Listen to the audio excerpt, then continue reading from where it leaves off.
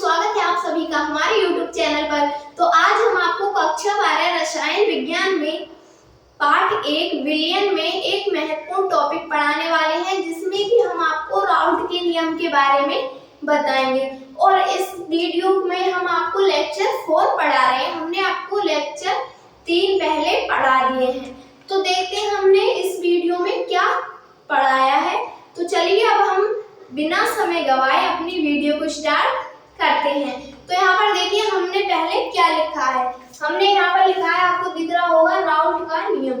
तो यहाँ पर पहले हम इसकी परिभाषा पढ़ेंगे, फिर इसके जो फॉर्मूला बनता है, जो कि न्यूमेरिकल सॉल्व करते हैं हम उनसे, फिर वो बनाएंगे।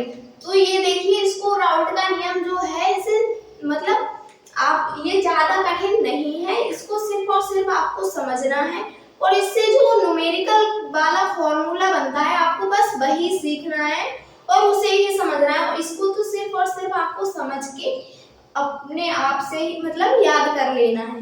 तो यहाँ पर देखिए हमने पहले क्या लिखा है। यहाँ पर मैंने लिखा है थ्योरी में, राउल्ट के नियम के अनुसार अवाष्पशील विलेय पदार्थों के विलयनों के लिए वाष्प दाब का आपेक्षिक अवनमन विलयन में विलेय के मोल प्रभाज के बराबर होता है। हमने आपको क्वथनांक में उन्नयन के बारे में बता दिए, हिमांक में अवनमन के बारे में बता दिए। अगर आपने वो 2 टॉपिक पढ़े होंगे तो आपको ये समझ में आसानी से आ जाएगी। जैसे कि यहाँ पे लिखा है आपेक्षिक अवनमन। आप जानते होंगे कि अवनमन का अर्थ क्या होता है, मतलब अवनमन माने क्या होता है। तो यहाँ पर अवनमन माने होती है, जैसे कि किसी भी विलयन है, हमने कोई विलेय पदार्थ मिलाया है, जब उसे मिलाएंगे तो उसका जो विलयन का जो टेम्परेचर है, तापमान है, वो कम हो जाता है, जैसे कि फ्रीजिंग पॉइंट में चला जाता है, उसको हम अवनमन कहते हैं। और जो बढ़ जाता है, जैसे कि वृद्धि हो जाती है, उसको हम क्वथनांक में उन्नयन कहते हैं। वो कि इसमें नहीं है, हमें सिर्फ अवनमन के ही बारे में समझना है। अब यहाँ पर देखिए क्या हुआ है। यहाँ पर बोला गया है कि किसी अवाष्पशील विलेय पदार्थ के विलयनों के लिए, अवाष्पशील विलेय पदार्थ कौन से होते हैं, जैसे कि यूरिया हो गया। यूरिया को जब हम बोलेंगे तो वो कैसा पदार्थ है, अवाष्पशील विलेय पदार्थ। अब मेरा आपसे एक क्वेश्चन है, अगर आपको यूरिया का फॉर्मूला याद है तो आप मुझे कमेंट में जरूर लिखकर बताना।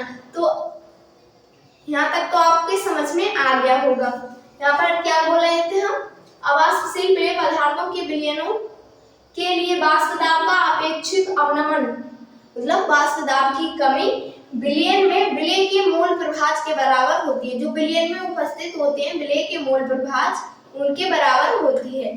अब मैं आपको एक बार फिर से इस थ्योरी को रिपीट करके बता देती हूँ कि इसमें क्या क्या लिखा है। यहाँ पर देखिए, राउल्ट के नियम के अनुसार अवाष्पशील विलेय पदार्थों के विलयनों के लिए वाष्प दाब का आपेक्षिक अवनमन विलयन में विलेय के मोल प्रभाज के बराबर होता है। ये तो हो गई इसकी थ्योरी। अब चलते हैं इसके फॉर्मूले पे। इसका फॉर्मूला कैसे बनता है। यहाँ पर हमने लिखा है, ये आपको दिख रहा होगा, यहाँ पर वाष्प दाब में आपेक्षिक अवनमन बराबर विलेय के मोल प्रभाज। यहाँ पर थ्योरी में लिखा हुआ है कि विलेय के मोल प्रभाज के बराबर होता है। तो यहाँ पर हमने लिख दिया है विलेय के मोल प्रभाज। मोल प्रभाज, मोल अंश, ये भी हमने आपको पढ़ा दिया है।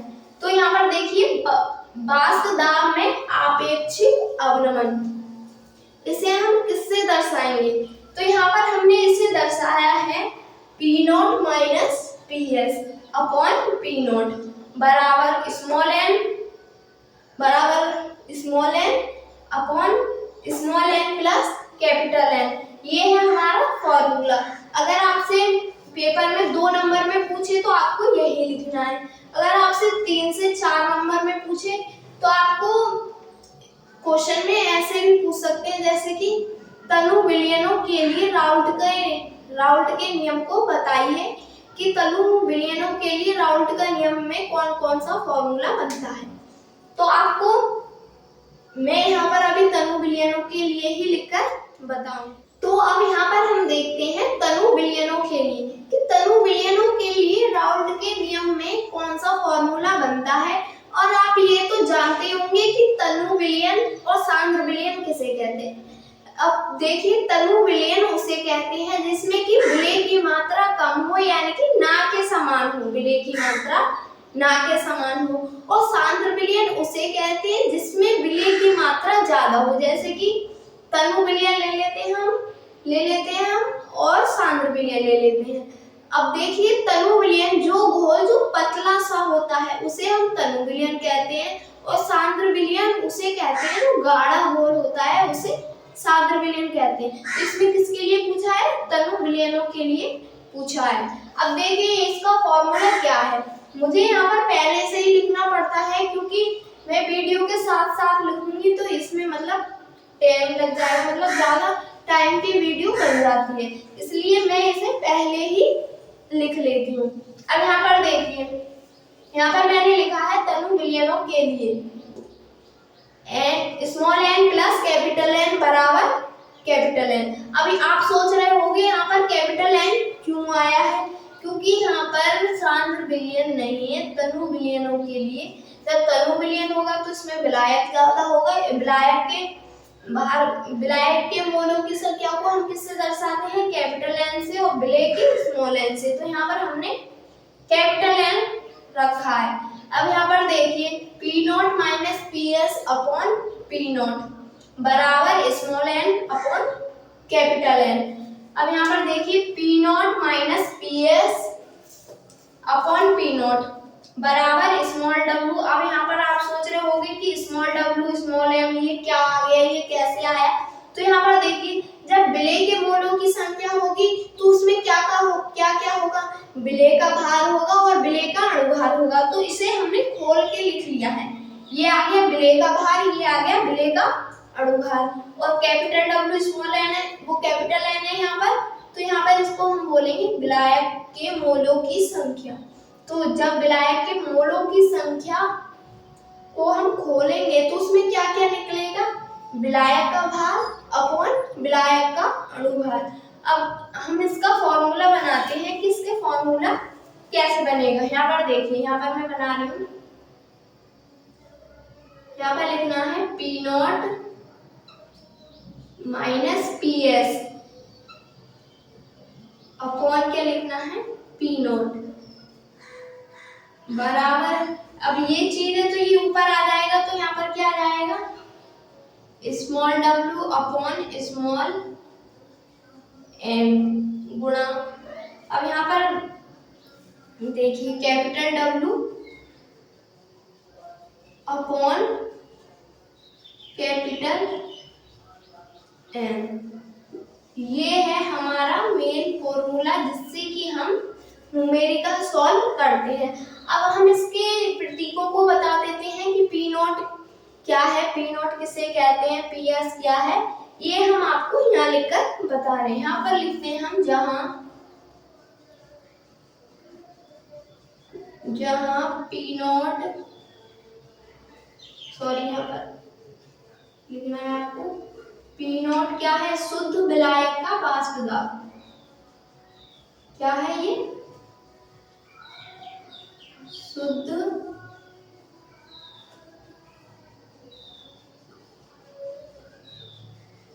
विलायक का वाष्प दाब, ये आ गया शुद्ध विलायक का वाष्प दाब। और पी एस क्या है यहाँ पर? पी एस है विलयन का वाष्प दाब। ये किसका है? विलयन का, विलयन का वाष्प दाब। ये आप जानती हो कि स्मॉल डब्ल्यू क्या है? विलेय का भार।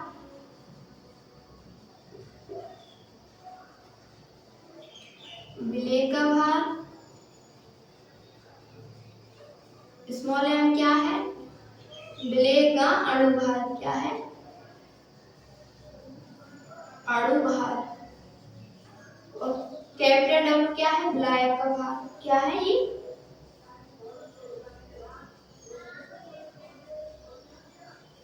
विलायक का भार। और इस वो कैपिटल W क्या है, वो कैपिटल M क्या है, विलायक का अणुभार। ये है विलायक का अणुभार। ये था हमारे राउल्ट का नियम।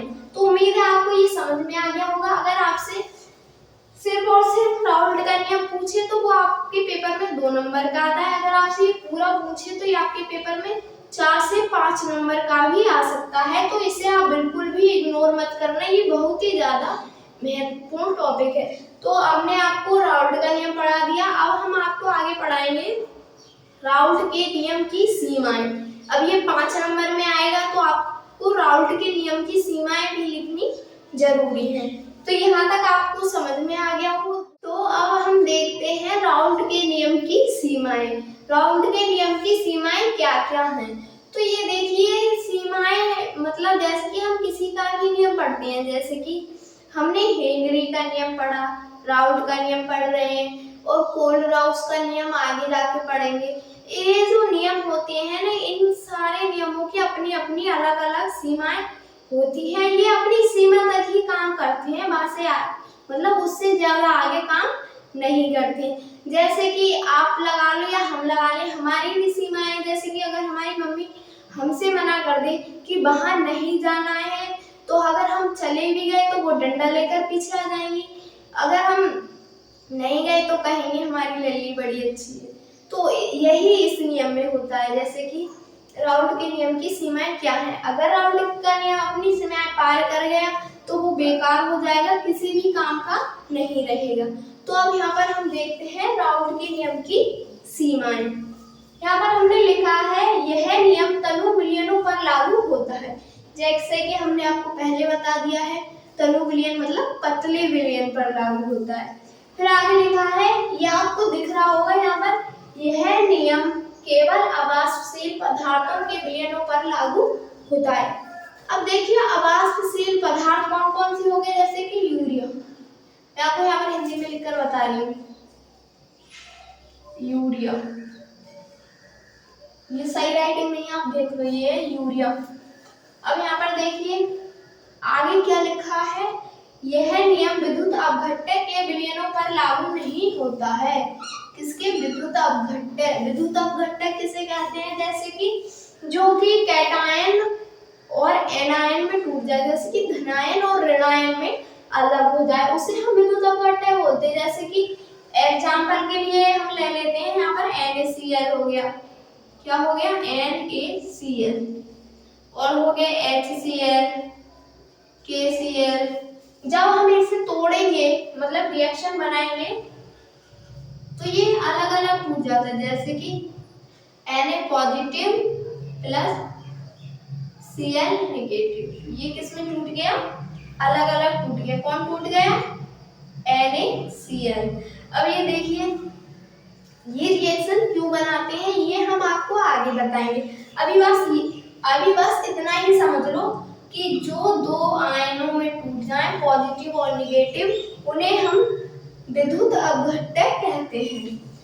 अब देखते हैं आगे कौन सी सीमा है इसकी। यहाँ पर लिखा है विलयन में वियोजित होने वाले पदार्थ, विलयन में घुलने वाले पदार्थ के विलय राउल्ट के नियम का पालन नहीं करते हैं। ये हो गई हमारी राउल्ट के नियम की सीमाएं। तो उम्मीद है आपको ये टॉपिक समझ में आ गया होगा। इसे हमने बहुत ही आसान लैंग्वेज में लिखकर बताया है। ये थ्योरी मैंने अपनी तरफ से ही बनाकर आपको बताई है, इसलिए कि आपके समझ में जल्दी आ जाए और आसानी से आप इसे अपने पेपर में लिख सको। तो हमारी ऐसे ही अगली वीडियो देखने के लिए हमारे चैनल से ऐसे ही जुड़े रहना और हमारी वीडियो को लाइक और सब्सक्राइब जरूर कर देना। और हमारी पूरी वीडियो देखने के लिए धन्यवाद।